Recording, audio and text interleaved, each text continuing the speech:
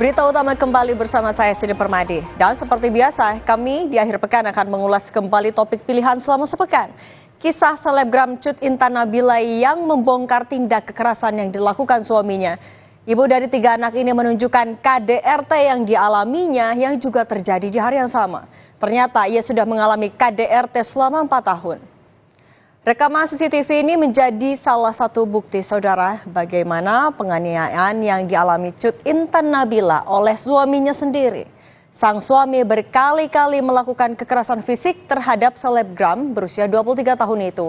Yang lebih mengenaskan saudara, pemukulan dilakukan di hadapan anak ketiga mereka yang masih bayi dan berada di satu tempat tidur yang sama. Bayi mereka yang belum genap berusia 1 bulan ini pun jadi sasaran. Usai unggahan video KDRT Cut Intan Nabila ramai di media sosial, polisi langsung mendatangi rumah korban untuk mengklarifikasi langsung. Saat tiba di kediaman korban, suami korban telah dibawa keluarganya untuk mencegah agar pertengkaran tidak terjadi kembali. Sementara pihak kepolisian langsung mendampingi korban untuk melakukan visum di rumah sakit dan membuat laporan di kepolisian. Meski demikian, pemeriksaan dihentikan sementara karena menurut polisi, korban mengalami trauma.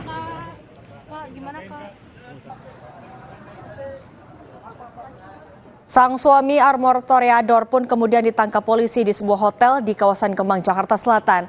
Ia dijerat dengan sejumlah pasal, antara lain atas tuduhan melakukan penganiayaan dan kekerasan terhadap istrinya dan juga anaknya.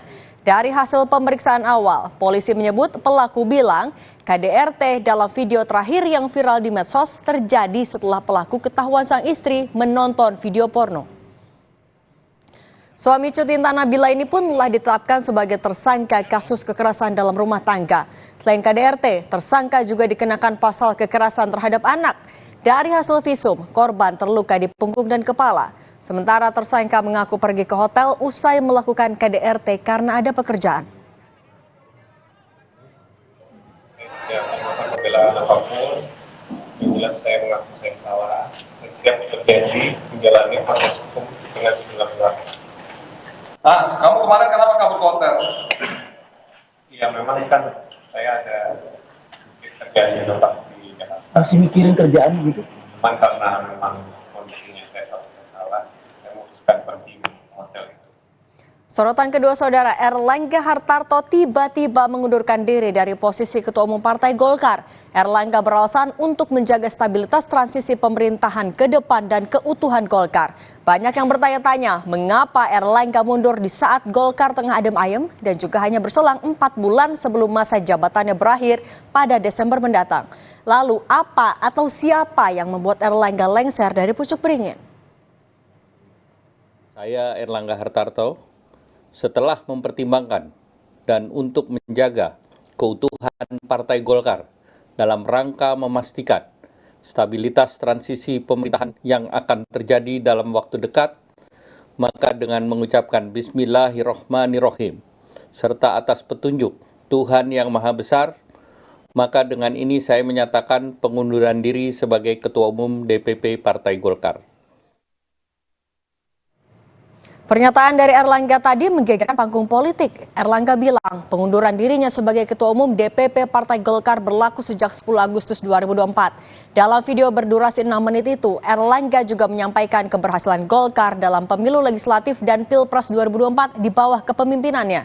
Publik dibuat bingung, apa yang memicu Erlangga meninggalkan kursi Ketua Umum? Kenapa sekarang? Padahal hanya kurang 4 bulan lagi masa kepemimpinannya di partai berlambang beringin usai. Hal ini memantik isu berembus kencang jika kemunduran Erlangga karena ada tekanan.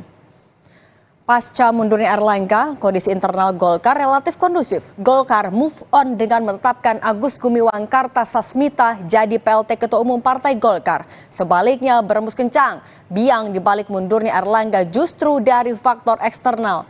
Nama Presiden Joko Widodo pun ikut terseret dalam dinamika partai beringin itu dan diduga cawe-cawe urusan dapur Golkar.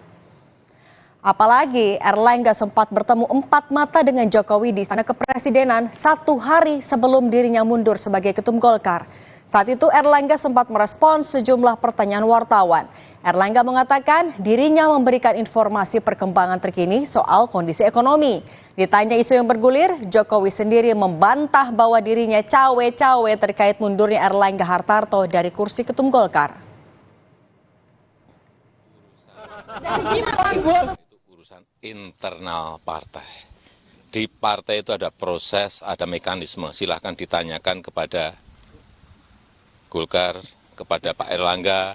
Ini di sini juga ada Golkar, Pak Dito, tanyakan. Jangan saya mencampuri internal partai. Nggak bisa. Artinya penilaian orang ketika mengaitkan Bapak misalnya mendesak Pak Erlangga untuk keluar, ada cawe-cawe itu Golkar, Bapak bantah ya Pak ya? Bapak seperti apa? Tidak ada. Mantan Menko Polhukam Mahfud MD turut mengomentari pengunduran diri mendadak Erlangga Hartarto sebagai ketum Partai Golkar. Mahfud menyebut teka-teki penyebab mundurnya Erlangga akan terjawab saat Munaslup Partai Golkar. Mahfud menyatakan ada 3 hal yang jadi kemungkinan mundurnya Erlangga. Mulai dari intervensi Presiden Joko Widodo, orang yang mengatasnamakan Joko Widodo, hingga konflik internal di tubuh Partai Golkar.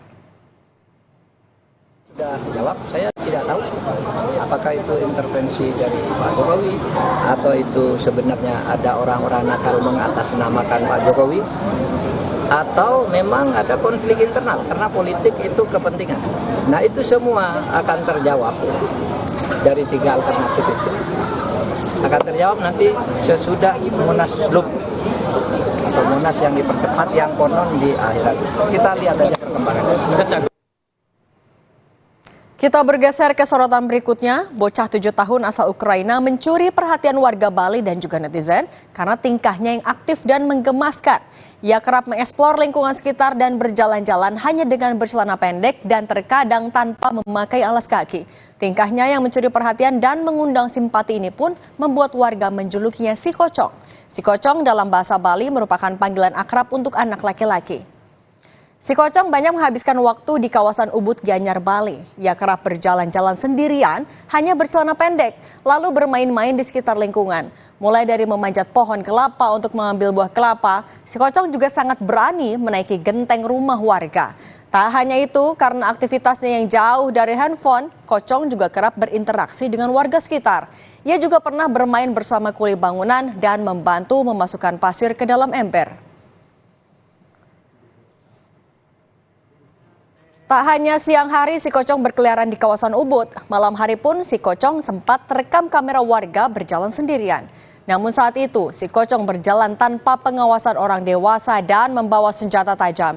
Video aksi Kocong ini pun viral di media sosial sehingga ada warga yang merasa resah. Dan polisi akhirnya mencari keberadaan Kocong. Kocong akhirnya dideportasi bersama ibunya pada Kamis 8 Agustus 2024. Kocong sempat menangis dan meronta saat akan digendong oleh ibunya. Ia sempat tak mau diajak masuk ke dalam mobil untuk menuju bandara karena ia dan ibunya harus dideportasi lantaran izin tinggalnya di Indonesia telah kadaluarsa.